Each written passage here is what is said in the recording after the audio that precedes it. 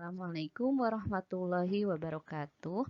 Pada video kali ini saya akan menjelaskan mengenai hambatan dalam komunikasi terapeutik. Perawat yang sudah memahami tentang cara berkomunikasi yang efektif belum tentu mampu melakukan cara berkomunikasi tersebut dengan baik. Hal tersebut disebabkan oleh adanya hambatan baik dari klien maupun dari diri perawat sendiri. Lalu, apa saja hambatan dalam komunikasi terapeutik tersebut? Menurut Suryani, ada 5 jenis hambatan yang bersifat spesifik, yaitu resistance, transference, countertransference, pelanggaran batas, dan pemberian hadiah. Pertama, yaitu resisten. Resisten merupakan upaya klien untuk tetap tidak menyadari atau mengakui penyebab kecemasan dalam dirinya. Hal tersebut dilakukan untuk melawan dan menyangkal perasaan yang ada di dalam dirinya. Resisten ini biasanya terjadi pada fase kerja saat mulai dilakukan pemecahan masalah. Resisten dapat terjadi karena perawat terlalu cepat menggali masalah klien yang sifatnya ini pribadi. Hal ini terjadi karena beberapa faktor, misalnya karena perawat berfokus pada diri sendiri, karena belum terbinanya hubungan saling percaya, atau karena perawat terlalu banyak membuka diri kepada klien.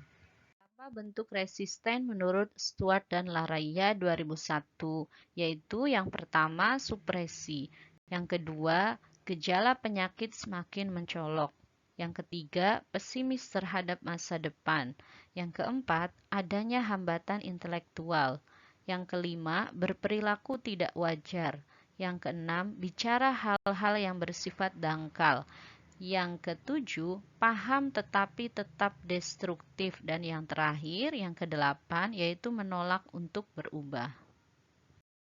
Mari kita bahas satu persatu. Yang pertama yaitu supresi. Supresi artinya klien menekan perasaannya terhadap masalah yang dihadapi ke alam bawah sadar.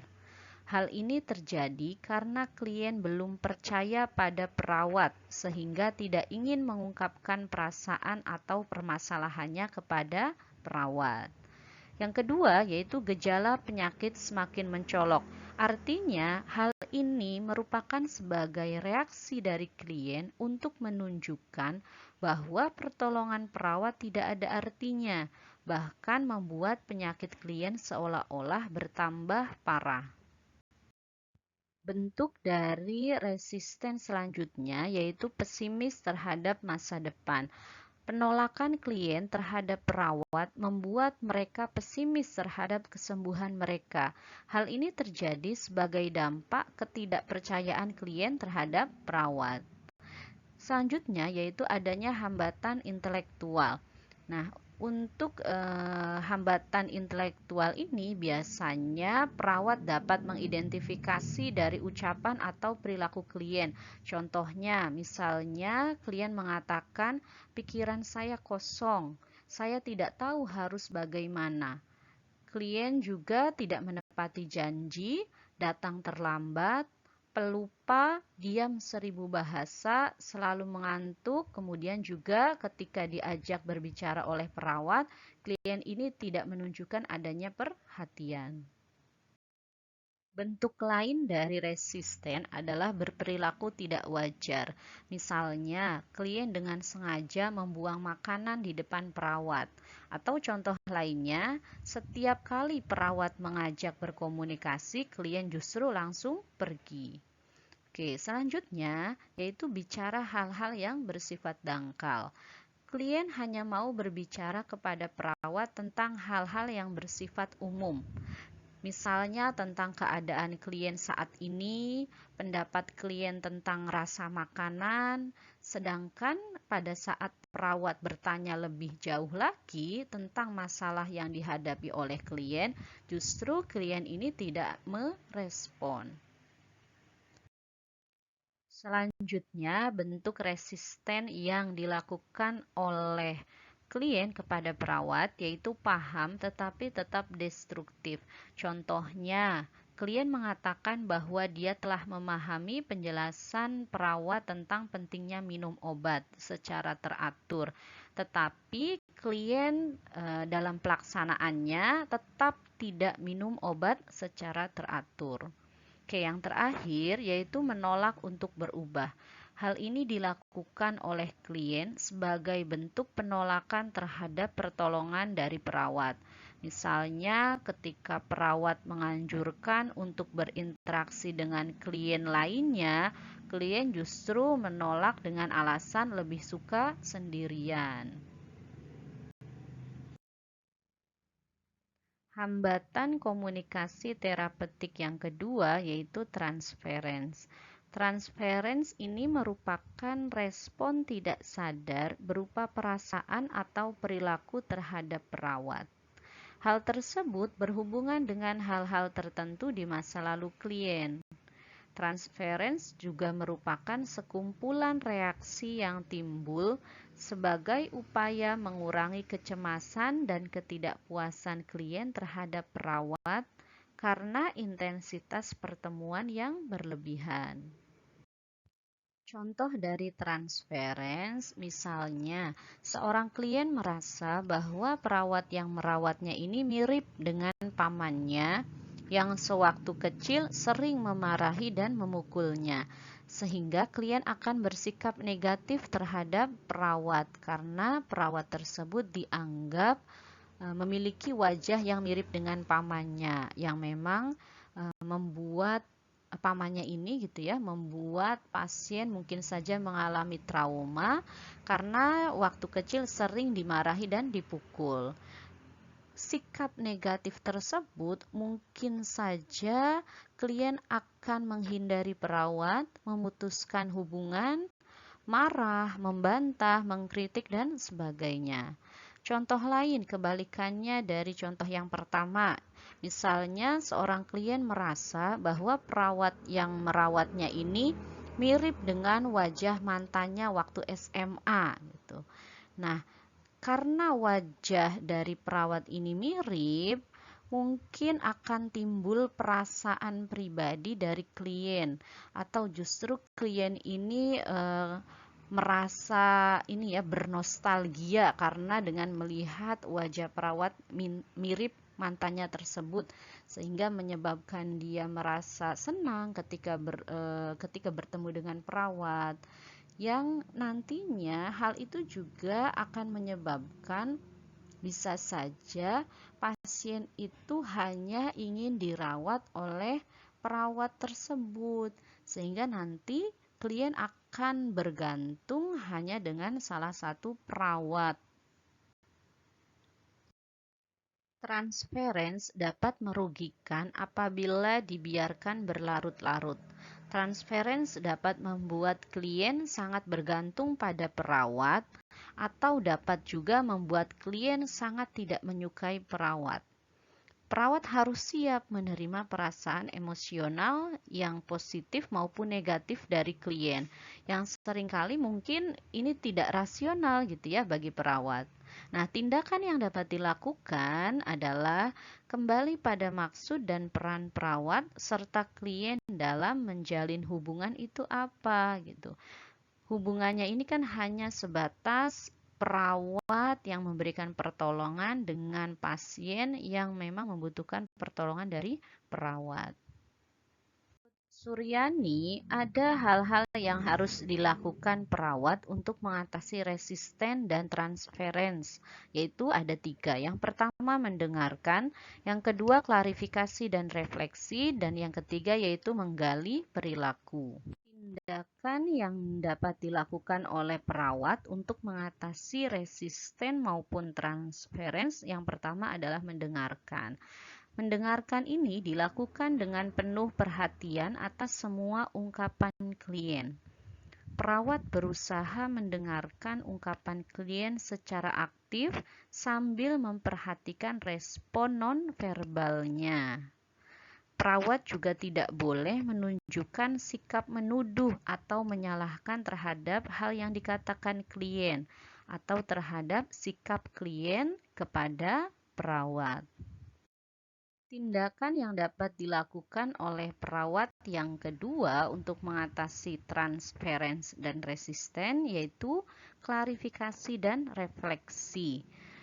Dengan menggunakan teknik komunikasi klarifikasi, ini dapat menjadikan perawat lebih fokus terhadap hal yang terjadi.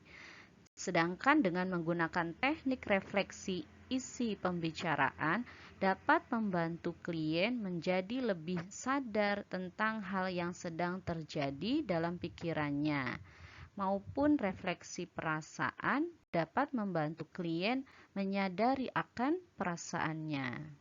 Yang dapat dilakukan oleh perawat selanjutnya adalah menggali perilaku. Penggalian perilaku berhubungan erat dengan pengalaman dan pengetahuan dasar dari perawat.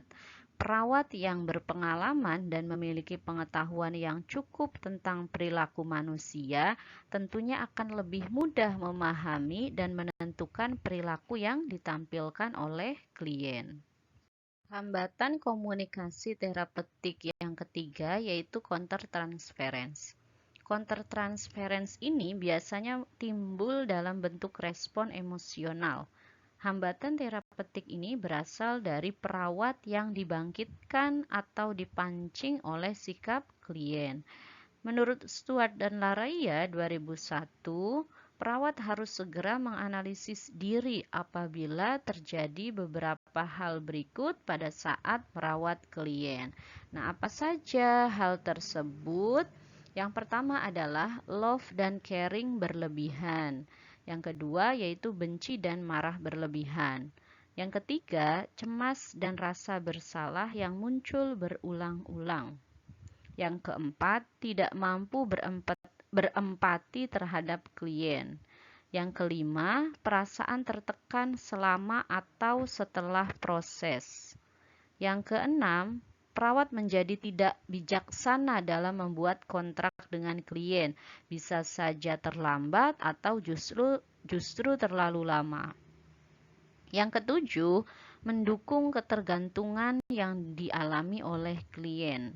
Yang kedelapan, berdebat dengan klien atau memaksa sebelum klien siap. Kesembilan, menolong klien untuk hal-hal yang tidak berhubungan dengan sasaran asuhan keperawatan. Yang kesepuluh, menghadap klien dengan hubungan pribadi atau sosial. Dan yang terakhir yaitu perawat melamunkan klien. Nah, ketika ditemukan hal-hal tersebut, maka perawat harus segera menganalisis diri. Selanjutnya, apa dampak countertransference? Countertransference ini memiliki dampak pada interaksi antara perawat dengan klien. Klien mungkin merasa bahwa perawat memberikan perhatian yang lebih dari hanya sekedar hubungan perawat-klien, sehingga klien menjadi lebih manja dan sangat bergantung pada perawat. Atau sebaliknya, countertransference juga dapat membuat klien merasa bahwa perawat mengabaikan kebutuhannya atau klien merasa perawat membencinya sehingga klien tidak mau terbuka pada perawat. Menurut Stuart dan Laraia dalam Suryani, ada 5 cara untuk mengidentifikasi terjadinya countertransference. Antara lain yaitu perawat harus mempunyai standar yang sama terhadap dirinya sendiri, terhadap hal yang diharapkan pada kliennya. Selanjutnya, perawat harus dapat menguji diri sendiri melalui latihan menjalin hubungan, terutama ketika klien menentang atau mengkritik. Yang ketiga, perawat harus dapat menemukan sumber masalahnya. Yang keempat, ketika terjadi countertransference, perawat harus dapat melatih diri untuk mengontrolnya. Dan yang terakhir yaitu apabila perawat membutuhkan pertolongan dalam mengatasi kasus countertransference, pengawasan secara individu maupun kelompok dapat lebih membantu. Countertransference memang tidak mudah diatasi, hanya dengan usaha yang sungguh-sungguh hal ini dapat diatasi. Seandainya sangat sulit bagi seorang perawat untuk mengatasi countertransference, misalnya jika klien sangat mirip dengan mantan suami yang memang mantan suami ini berselingkuh, lebih baik perawat meminta teman sejawat untuk menggantikannya merawat klien tersebut. Hambatan komunikasi terapeutik yang keempat adalah pelanggaran batas. Perawat perlu membatasi hubungan dengan klien. Hubungan tersebut yaitu hubungan yang dibina berdasarkan hubungan terapeutik. Perawat berperan sebagai penolong dan klien berperan sebagai yang ditolong, sehingga baik perawat maupun klien menyadari batasan-batasan tersebut. Pelanggaran batas dapat terjadi apabila perawat melampaui batas dengan membina hubungan sosial ekonomi atau hubungan personal dengan klien. Untuk mencegah pelanggaran batas, sejak awal interaksi, perawat perlu menjelaskan atau membuat kesepakatan bersama klien tentang hubungan yang terjalin. Perawat juga perlu berhati-hati dalam berbicara sehingga tidak banyak terlibat dalam komunikasi sosial dengan klien. Perawat fokus pada tujuan interaksi, selalu mengingatkan kontrak dan tujuan interaksi setiap kali bertemu dengan klien. Hal itu merupakan upaya yang dapat dilakukan agar terhindar dari pelanggaran batas. Hambatan komunikasi terapeutik yang terakhir yaitu pemberian hadiah. Pemberian hadiah merupakan masalah yang kontroversi. Di satu pihak, ada yang menyatakan bahwa pemberian hadiah dapat membantu dalam mencapai tujuan terapeutik. Namun demikian, di pihak lain ada juga yang menyatakan bahwa pemberian hadiah dapat merusak hubungan terapeutik. Dapat bermacam-macam bentuk, misalnya seperti kotak permen, rangkaian bunga, rajutan atau lukisan, artinya barang gitu ya. Sedangkan hadiah yang tidak nyata dapat berupa ekspresi ucapan terima kasih dari klien kepada perawat sebagai orang yang akan meninggalkan rumah sakit atau dari anggota keluarga yang memang lega dan berterima kasih atas bantuan perawat dalam meringankan beban emosional klien. Karena pemberian hadiah ini bervariasi, tidak pantas apabila setiap pemberian hadiah dihubungkan dengan tindakan perawat. Respon perawat terhadap pemberian hadiah bergantung pada waktu, situasi, dan konteks dari pemberian hadiah tersebut. Pada tahap orientasi, pemberian hadiah dapat merusak hubungan karena klien dapat memanipulasi perawat dengan cara mengatur hubungan dan mengatur batasan-batasan dalam berhubungan.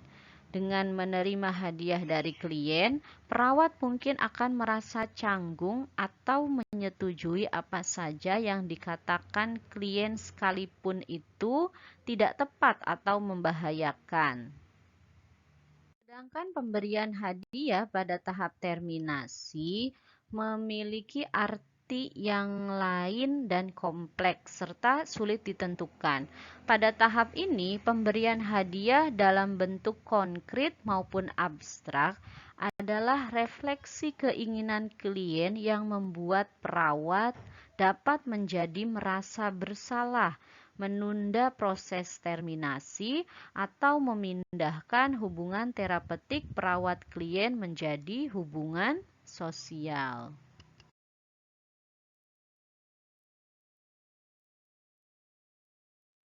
Baiklah, itu merupakan beberapa hambatan dalam komunikasi terapeutik yang mungkin dapat ditemui ketika perawat berinteraksi dengan klien. Semoga video ini bermanfaat. Assalamualaikum warahmatullahi wabarakatuh.